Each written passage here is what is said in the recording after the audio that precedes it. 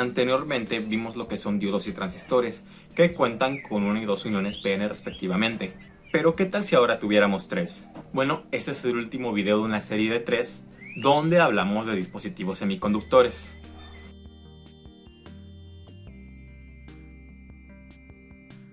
El tiristor es un dispositivo semiconductor de estado sólido con 4 capas de material PN alternadas. Y este actúa exclusivamente como un interruptor biestable, conduciendo únicamente cuando la puerta recibe un disparo de corriente, y continúa haciéndolo hasta que la tensión en el dispositivo se polariza de manera inversa. Ahora, que quede claro que el tiristor no es un dispositivo proporcional a un transistor. En otras palabras, el tiristor únicamente tiene dos estados que son encendido y apagado, mientras que el transistor puede ubicarse en medio de esos dos estados. Esto hace que el tiristor no sea útil como amplificador, pero sí es útil como interruptor. Ahora, los tiristores cuentan con tres estados. En el modo de bloqueo inverso, el voltaje se aplica en la dirección en la que sería bloqueada por un diodo. En el modo de bloqueo directo se hace lo contrario al estado anterior, pero el tiristor no ha activado la conductividad aún. Y por último está el modo de conducción directa, en la cual el tiristor ha llevado a cabo la conducción y permanecerá conduciendo hasta que la corriente caiga por debajo del valor umbral, que es conocido como corriente de retención. Ahora empecemos a describir ciertos dispositivos. El diodo de corriente alterna es un diodo que conduce corriente eléctrica solo después de que su tensión de ruptura ha sido alcanzada momentáneamente. Cuando se produce una avería, el diodo entra en una región de resistencia dinámica, la cual es negativa, lo que conduce a una disminución de la caída de tensión a través del diodo y por lo general un fuerte aumento de la corriente a través del diodo. Este permanecerá en estado de conducción hasta que la corriente a través del dispositivo cae por debajo de una característica de valor para el dispositivo llamada corriente de retención, lo que ya había explicado hace un momento. Por debajo de este valor, el diodo vuelve a su estado de alta resistencia y no conductor. Este comportamiento es bidireccional, lo que significa típicamente el mismo para ambas direcciones de corriente. Debido al hecho de que los jacks son dispositivos de dos direcciones, las terminales no pueden etiquetarse como ánodo y cátodo. En su lugar pueden ser etiquetadas como ánodo 1, ánodo 2, o terminal principal 1 o terminal principal 2. El DIAC se puede fabricar con una estructura de 3 capas o 5 capas. En la estructura de 3 capas, la conmutación se produce cuando la unión que es polarizada inversamente experimenta una ruptura inversa. La versión de 3 capas del dispositivo es la más común y puede tener un voltaje de ruptura de alrededor de 30 volts. La operación es casi simétrica debido a la simetría que presenta el dispositivo. Su principal uso de hecho es en las pastillas de las viviendas, en las pastillas termomagnéticas, los switch como los conocemos coloquialmente. Al igual que el DIAC, es capaz de actuar como interruptor de corriente alterna para controlar altos voltajes y corrientes. Cuando el ánodo del tiristor es negativo con respecto al cátodo, el cruce NP central es polarizado en directa, pero los cruces PN exteriores se polarizan inversamente y se comporta de manera muy parecida a un diodo ordinario. Por lo tanto, el tiristor bloquea el flujo de corriente inversa hasta que en algún nivel de alto voltaje se supere el punto de tensión de descomposición de las dos uniones exteriores, y el tiristor se conduce sin la aplicación de una señal de puerta. Una vez que el tiristor se ha encendido y está pasando corriente en la dirección de avance, la señal de la puerta pierde todo el control debido a la acción de enclavamiento regenerativo. La aplicación de cualquier señal de puerta o pulsos después de que la regeneración se inicia no tendrá ningún efecto absoluto, porque el tiristor ya está conduciendo y completamente encendido. A diferencia del transistor, el SCR no puede ser polarizado para permanecer dentro de alguna región activa a lo largo de la línea de carga entre sus estados del bloqueo y saturación. La magnitud y duración del pulso de encendido de la puerta tiene poco efecto en el funcionamiento del dispositivo, ya que la conducción se controla internamente. A continuación, la aplicación de un pulso de puerta momentáneo al dispositivo es suficiente para que se conduzca y permanecerá permanentemente en on, incluso si la señal de la puerta se elimina por completo.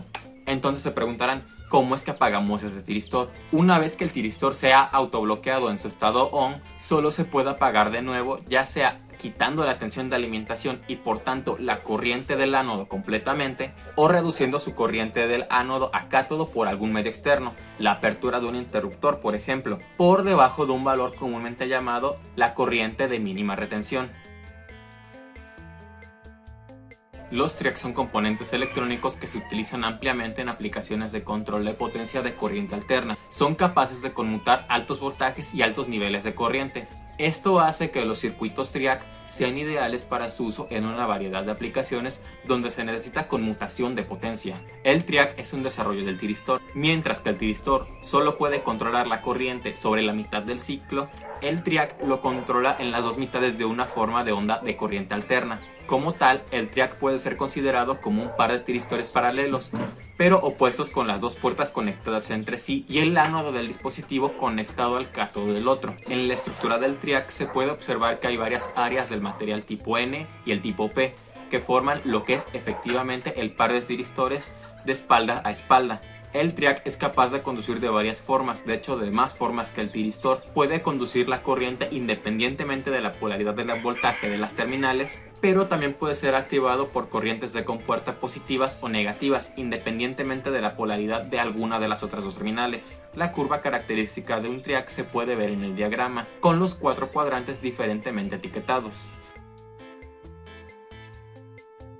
El UJT es otro dispositivo semiconductor de 3 terminales de estado sólido que se puede utilizar en pulsos de compuerta, circuitos de temporización y aplicaciones generadoras de disparo para cambiar y controlar tiristores, y triac para aplicaciones de tipo de control de potencia en corriente alterna. Al igual que los diodos, los tiristores UJT se construyen a partir de materiales semiconductores de tipo P y N separados que forman una única unión PN dentro del canal principal de tipo N. La curva característica muestra que a medida que VE aumenta, el IE aumenta en el punto máximo. Más allá del punto de pico, la corriente aumenta a medida que disminuye el voltaje de la región de resistencia negativa. La tensión alcanza un mínimo en el punto valle.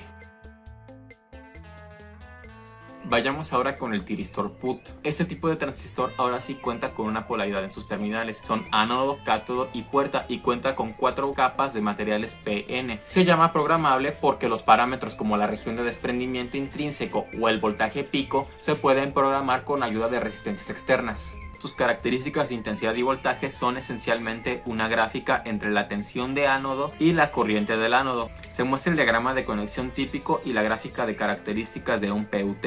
Típicamente el ánodo del PUT está conectado a una tensión positiva y el cátodo está conectado a la tierra. La puerta está conectada a la unión de dos resistencias externas que forman una red divisora de voltaje. Es el valor de estas dos resistencias lo que determina la reacción de desprendimiento intrínseco y la tensión pico en el PUT. Cuando se aumenta el voltaje de cátodo a ánodo, la corriente del ánodo también aumentará y la unión se comporta como una unión PN típica, pero el voltaje del ánodo no puede ser aumentado más allá de un punto en particular. En este punto se inyecta un número suficiente de cargas y la unión comienza a saturarse. Más allá de este punto, la corriente de ánodo aumenta y la tensión del ánodo disminuye. Este es igual a un escenario de resistencia negativa, y en esta región, en la característica del PUT, se utiliza en los osciladores de relajación. Cuando la tensión del ánodo se reduce a un nivel particular llamado punto de valle, el dispositivo se satura completamente y no es posible hacer más disminución del voltaje del ánodo. De ahí en adelante el dispositivo se comporta como una unión PN completamente saturada. El transistor bipolar de puerta aislada, también llamado IGBT, es algo así como un cruce entre un transistor de unión bipolar convencional, o sea un BJT, y un transistor de efecto de campo, más concretamente un MOSFET, por lo que es ideal como dispositivo de conmutación semiconductor. Toma las mejores partes de estos dos tipos de transistores comunes, la alta impedancia de entrada y las altas velocidades de conmutación del MOSFET, con el bajo voltaje de saturación de un transistor BJT, y las combina para producir otro tipo de dispositivo de conmutación que es capaz de manejar grandes corrientes colector-emisor con prácticamente cero accionamientos de corriente de compuerta. Su curva característica es básicamente la misma que la de un MOSFET. Debido a que el IGBT es un dispositivo controlado por voltaje, solo requiere un pequeño voltaje en la puerta para mantener la conducción a través del dispositivo, a diferencia del BJT, que requiere que la corriente de base se suministre continuamente en una cantidad suficiente para mantener la saturación.